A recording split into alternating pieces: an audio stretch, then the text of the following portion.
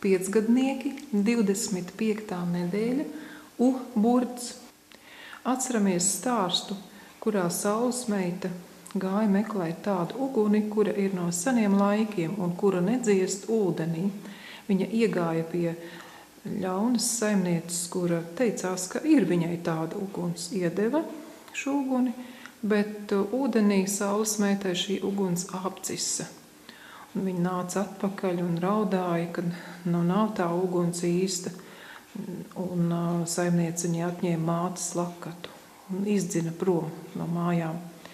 Un tad saules meita gāja uz labās saimnieces māju un arī tur dabūja uguni, un šī uguns patiešām bija īsta uguns, kas nedzisa ūdenī.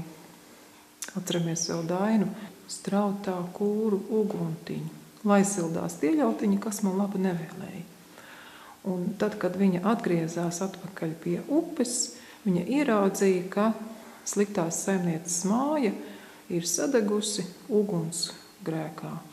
Un bija palicis tikai viņas mātes dotais lakats, kuru viņa paņēma un devās tālāk ar savu uguni gar upi. Mēs mēģināsim uztaisīt tādu īpašu amuletu, kurš pasargā no uguns nelaimes.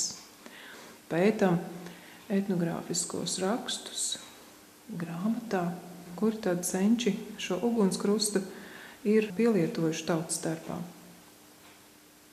Tātad Austrum Vidzemes krēklapkaklē, Lielvārdas jostas fragmentā var šo ieraudzīt, un Bārtas Villainas raksta fragmentā.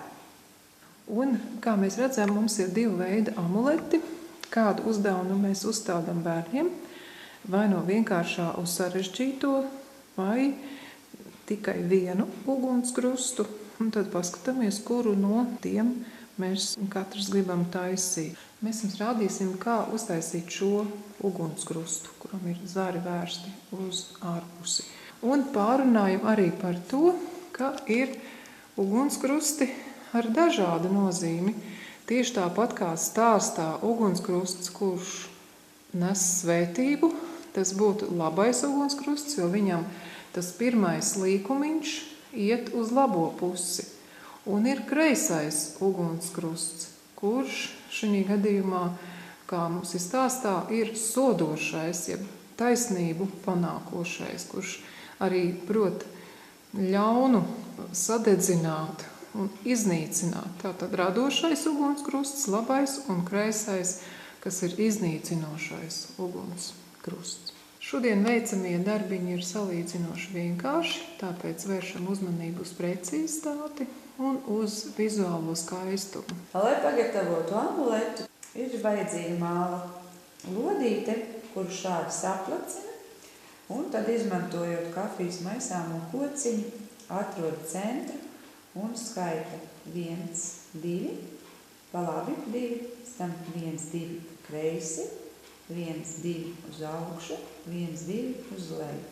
Tad šim te krusta līnijai atrod pusīti, kas jau ir pamanām, un veido uz augšu. 1, 2, 1 pa labi, un tajā pusītē ir 1 nospiedums. Un tad pagriež, un atkal 1, 2, 1, 1. Un kamēr iegūst ugunskrustu. Izmantojam zobu virsti, ar kuru veidojam faktūriņu. Šādi te visriņķī viegli uzspiežot, un veidojas ļoti interesants raksts. Vēl, lai paspilgtinātu, var izmantot kanapē kociņu un apkārt veidot šādus te nospiedumus. Ar kokteļu salmiņu izduram caurumu. Protams, varbūt vēl ir bērnam kāda ideja, vēl otru līniju, bet tas paliek katra bērna paša ziņā un arī skolotājs norādījumos. Un šajā darbiņā mēs varam pētīt, kā attīstās no vienkāršā ugunskrusta līnijas līdz sarežģītajām.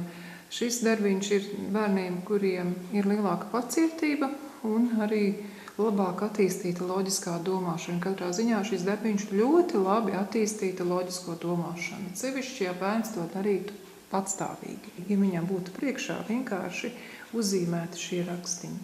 Veiksim darbā!